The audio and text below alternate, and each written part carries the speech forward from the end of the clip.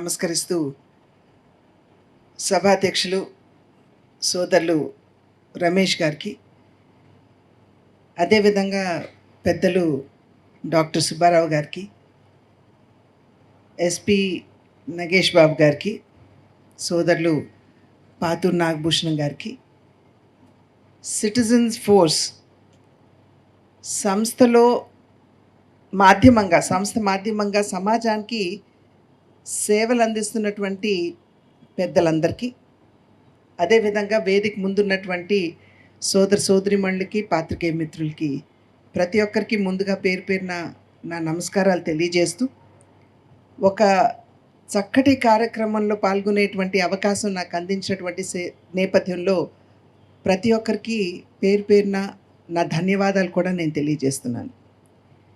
ఇది మనసులో నుండి వచ్చినటువంటి మాట. ఎందుకంటే మా తల్లిగారైనటువంటి బసవరాం తారకం గారిని మేము ఇదే క్యాన్సర్కి 1984వ సంవత్సరంలో మేము కోల్పోవటం జరిగింది. ఆ సందర్భంలో మా తల్లిగారు పడినటువంటి బాధ, వారు లింఫోమా అనేటువంటి ఒక క్యాన్సర్కి వారు బలైపోయారు. అప్పట్లో వారు పడినటువంటి ఇబ్బంది ఎంత బాధాకరంగా ఉంటుందో ఆ పరిస్థితి మనందరికీ తెలియనటువంటి విషయం. అయితే మేము దగ్గర నుండి చూసినటువంటి సందర్భంలో ఒక రకంగా మేము ఆవిడ పడినటువంటి బాధని మేము కూడా అనుభవించాము అని చెప్పక తప్పదు. వారిని కోల్పోయిన తర్వాత మా తండ్రి గారు నందమూరి తారక రామారావు గారు వెంటనే క్యాన్సర్ హాస్పిటల్ని నెలకొల్పాలి అని చెప్పి వారు సంకల్పించడం, ఆ తర్వాత బసవతారకం క్యాన్సర్ హాస్పిటల్ని వారు స్థాపించడం, ఎందరో క్యాన్సర్ గ్రస్తులకి దాని మాధ్యమంగా వారు సేవను అందించడం, ఆ హాస్పిటల్ని ప్రారంభిస్తున్నటువంటి సందర్భంలో మా తండ్రి గారు చెప్పింది ఒకటే, దగ్గర నుండి చూసాము, సంపూర్ణంగా వారికి ఒక పరిష్కారమో లేకపోతే వారికి ఆ బాధని తొలగిస్తాము అని చెప్పలేకపోయినా కనీసం వారికి సరి అయినటువంటి వైద్యం అందించాలి అనేటువంటి సంకల్పం. ఎందుకంటే అప్పట్లో ఈ పార్టీ క్యాన్సర్కి సంబంధించినటువంటి ఆరోగ్య వస్తువులు కూడా అప్పుడు సరిగ్గా లేవు. అప్పటి నుండి కూడా ఆ తల్లిగారి పేరు మీద స్థాపించడం వలన కావచ్చు, లేదా మా తండ్రి గారి సంకల్ప బలం కావచ్చు, ఏ విధంగా ఆ హాస్పిటల్ ఇప్పుడు తనకంటూ ఒక స్థానాన్ని సంపాదించిందో మనందరికీ తెలియనటువంటి విషయం కాదు. ఇవాళ చూసినట్లయితే క్యాన్సరు ప్రబలిపోతున్నటువంటి పరిస్థితిని మనం చూస్తున్నాం. ఇందాక నాగభూషణం గారు అదే విషయాన్ని వారు తెలియజేశారు. 2022 సంవత్సరంలోనే, ఒక్క సంవత్సరంలోనే 14.5 లక్షల మంది క్యాన్సర్ బారిన పడ్డారు అని చెప్పి మనకి సర్వేలు తెలియజేస్తున్నటువంటి విషయం. అంటే మన దేశంలో ప్రతి 9 మందికి ఒకరు క్యాన్సర్తో నిర్ధారించబడుతున్నారు అని చెప్పి సర్వేలు తెలియజేస్తున్నటువంటి సత్యం. ఇటువంటి సందర్భంలో అంతటి బాధాకరమైనటువంటి అనారోగ్య పరిస్థితిలో సరి అయినటువంటి వైద్యం అందించడం అనేది చాలా ముఖ్యమైనటువంటి విషయం అందరికీ తెలుసు. అయితే ఏ ఆరోగ్యం పరిస్థితి అయినా సరే, ఒకటి ప్రివెన్షన్, అంటే రాకుండా మనం ఎలాగూ జాగ్రత్తలు తీసుకోవాలి, ఎటువంటి జాగ్రత్తలు తీసుకోవాలి, తర్వాత ట్రీట్మెంట్, వచ్చిన తర్వాత ఏ రకమైనటువంటి ఆరోగ్య సహాయం వారికి అందించాలి, 3 వారికి అందించవలసినటువంటి ఆ బాధ నుండి నివృత్తి చేయడానికి ఏ రకమైనటువంటి సహకారం అందించగలం. ఈ 3 అంశాలు ఏ ఆరోగ్య కారణానికైనా ఇది చాలా ప్రధానమైనటువంటి. అయితే ఇవాళ చూసినట్లయితే ప్రివెన్షన్కి వచ్చేటప్పటికి సమాజంలో ఉన్నటువంటి వారు గుట్కాలు కావచ్చు, లేకపోతే పొగాకుకు సంబంధించి కావచ్చు, లేదా సిగరెట్లు కావచ్చు, లేదా మద్యం కావచ్చు, ఇవి సమాజంలో పెరిగిపోతున్నటువంటి సందర్భంలో, ఆ వాడకం పెరిగిపోతున్నటువంటి సందర్భంలో మనం సరిగ్గా వాటిని నిషేధించలేకపోతున్నాము. కనుక ఆ వ్యాధి బారిన పడకుండా ఎవరిని కూడా మనం నిరోధించలేకపోతున్నాం. కనుకనే సంఖ్య పెరిగిపోతున్నది అని ఇందాక నాగభూషణం గారు చెప్పినటువంటి మాట. ఆ రెండవది ట్రీట్మెంటు. ఏ రకమైనటువంటి వైద్య సహకారం మనం ప్రజలకు అందిస్తున్నాం అనేటువంటి విషయం. ఒకానొక సందర్భంలో సర్వే చేసినప్పుడు 2 కారణాల వద్ద భారతదేశంలో పేదరికంలోకి ప్రజలు నెట్టివేయబడుతున్నారు. ఒకటి వ్యవసాయానికైనటువంటి అప్పు తీసుకొని వచ్చి దాన్ని తిప్పి కట్టలేనటువంటి సందర్భంలో, రెండవది అనారోగ్య బారిన పడిన తర్వాత ఆ వైద్యానికి అయ్యేటువంటి ఖర్చు వారి దగ్గర లేనటువంటి నేపథ్యంలో బయట నుండి అప్పు తీసుకుని వచ్చి దాన్ని తిప్పి కట్టలేనటువంటి సందర్భంలో ఈ 2 కారణాల వల్ల అత్యధిక సంఖ్యలో ప్రజలు పేదరికంలోకి నెట్టివేయబడుతున్నారు అని చెప్పి అనేక అంతర్జాతీయ సంస్థలు మనకి తెలియజేసినటువంటి విషయం. కనుక ఈ సందర్భంలో మనం ప్రజలకి వైద్యాన్ని అందుబాటులోకి తీసుకురావాల్సినటువంటి బాధ్యత ఖచ్చితంగా మనందరి మీద ఉన్నది.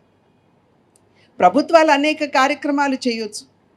క్యాన్సర్ వ్యాధిని కనుక మనం తీసుకున్నట్లయితే కేంద్ర ప్రభుత్వం క్యాన్సర్ సెంటర్స్ని నెలకొల్పడం, అదేవిధంగా ఆయుష్మాన్ భారత్ అనేటువంటి ఒక హెల్త్ ఇన్సూరెన్స్ స్కీమ్ని ప్రపంచంలోనే అతి గొప్ప అతి పెద్ద హెల్త్ ఇన్సూరెన్స్ స్కీమ్ అని అందరూ కూడా కొనియాడుతున్నారు. దాని మాధ్యమంగా పేదలకి సహాయాన్ని అందించడం. ఈ మధ్య కాలంలో బడ్జెట్లో చూసాం క్యాన్సర్ కేర్ సెంటర్స్ని స్థాపించడం. అది మాత్రమే కాకుండా 36 ప్రాణాంతకమైనటువంటి అనారోగ్యాలు ఏవైతే ఉన్నాయో వాటి కోసం విదేశాల నుండి మనం తెప్పించుకుంటున్నటువంటి మందులకి కస్టమ్స్ని ఎత్తివేయడం డ్యూటీ, ఇవన్నీ కూడా ప్రభుత్వాలు చేస్తూనే ఉన్నాయి. ఇది సరిపోతుందా అంటే సరిపోదు. ఎందుకంటే 144 కోట్ల జనాభా ఉన్నటువంటి భారతదేశంలో అత్యధికులు గ్రామీణ ప్రాంతాల్లో నివసిస్తున్నారని చెప్పి మనందరికీ తెలుసు. వైద్య సౌకర్యాలన్నీ కూడా ఈ మధ్యకాలంలో పట్టణాలకి పరిమితం అవుతున్నటువంటి సందర్భంలో గ్రామీణ ప్రాంతంలోకి ఈ వస్తువుల్ని ఎలా తీసుకువెళ్ళాలి అనేటువంటి విషయం మీద మనమందరం కూడా దృష్టి కేంద్రీకరించవలసినటువంటి అవసరం చాలా ఉంది. ఇవాళ వారు తెలియజేశారు, మేము ఇంచుమించు ఒక గ్రామీణ ప్రాంతంలో మేము క్యాన్సర్ హాస్పిటల్ రీసెర్చ్ సెంటర్ కూడా మేము పెడుతున్నామని చెప్పి ఇందాక పెద్దలు చెప్పడం జరిగింది. రమేష్ గారు మనకి తెలియజేశారు. ఇది మనమందరం స్వాగతించదగ్గ విషయం. కేవలం అనారోగ్యం వచ్చినటువంటి వారికి వైద్య సహకారం అందించడం మాత్రమే కాదు, దాని మీద రీసెర్చ్ కూడా చేయవలసినటువంటి అవసరం. పురుషుల్లో చూసినట్లయితే ఇవాళ ప్రాస్టేట్ క్యాన్సర్ దగ్గర నుండి కోలోన్ క్యాన్సర్ దగ్గర నుండి ఇవన్నీ కూడా పెరిగిపోతున్నాయి. ఓరల్ క్యాన్సర్ ఇవాళే చూస్తున్నాం, ఓరల్ క్యాన్సర్ కూడా పెద్ద ఎత్తున పెరిగిపోతుందని. మహిళల్లో చూసినట్లయితే breast cancer, cervical cancer, breast cancer ఇవాళ అత్యధిక మహిళలు మరణించడానికి కారణం అని చెప్పి మనకి నిర్ధారించడం జరుగుతుంది. అయితే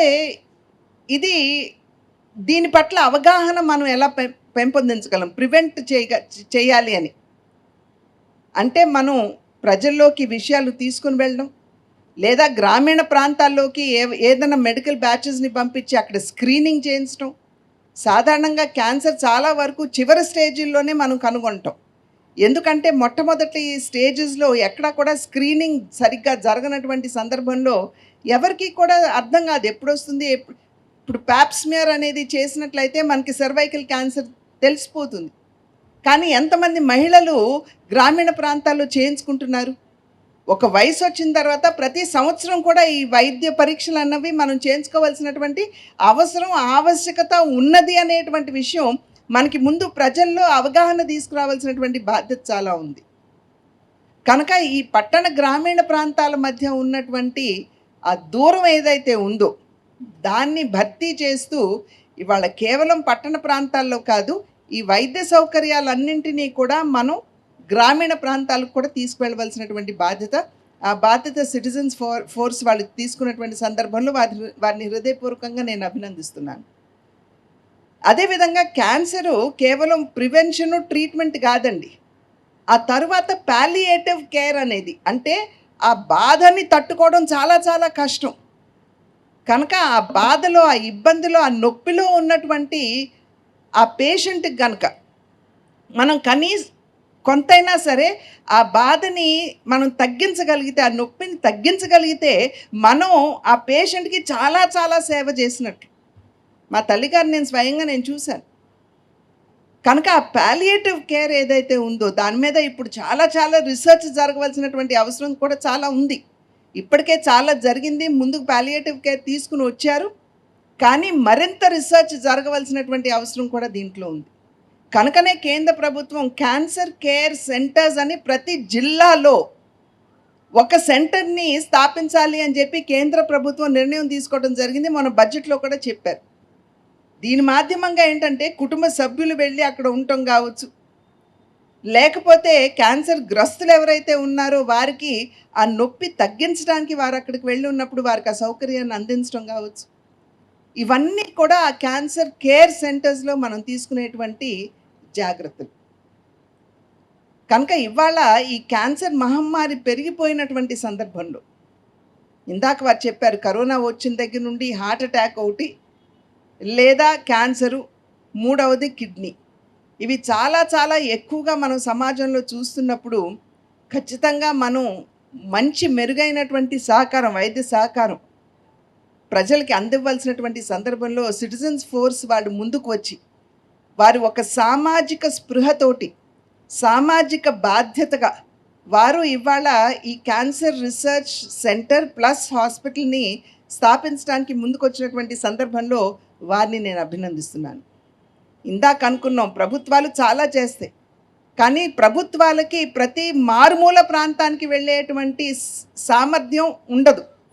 అటువంటి సందర్భంలో ఇటువంటి సామాజిక స్పృహతోటి సంస్థలు ముందుకు వస్తే ప్రజలకి ఏదైతే ప్రభుత్వాలు అందివ్వాలి అని చెప్పి భావిస్తున్నారో వారికి సమర్థవంతంగా వీటన్నిటిని అందించేటువంటి అవకాశం ఉంటుంది అని చెప్పి తెలియజేసుకుంటూ పెద్దలు చెప్పినటువంటి మాట, శరీరే జర్జరీభూతే వ్యాధిగ్రస్తే కళేబరే ఔషధం జాహ్నవీతోయం వైద్యో నారాయణో హరిహి అన్నారు మన పెద్దలు. అంటే వ్యాధి బారిన పడినటువంటి శరీరము శవంతో సమానం. అటువంటి శవానికి వైద్యాన్ని అందించేటువంటి వైద్యుడు స్వయంగా నారాయణుడితో సమానం అని చెప్పి మన పెద్దలు చెప్పినటువంటి మాట.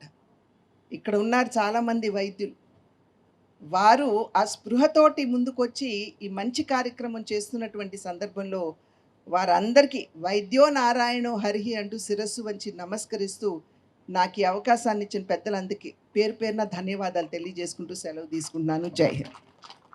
మరిన్ని వీడియోస్ కోసం ఛానల్ ని సబ్స్క్రైబ్ చేయండి. లేటెస్ట్ అప్డేట్స్ కోసం వాట్సాప్ ఛానల్ ని ఫాలో అవ్వండి. ఆ లింక్ డిస్క్రిప్షన్ లో ఉంది.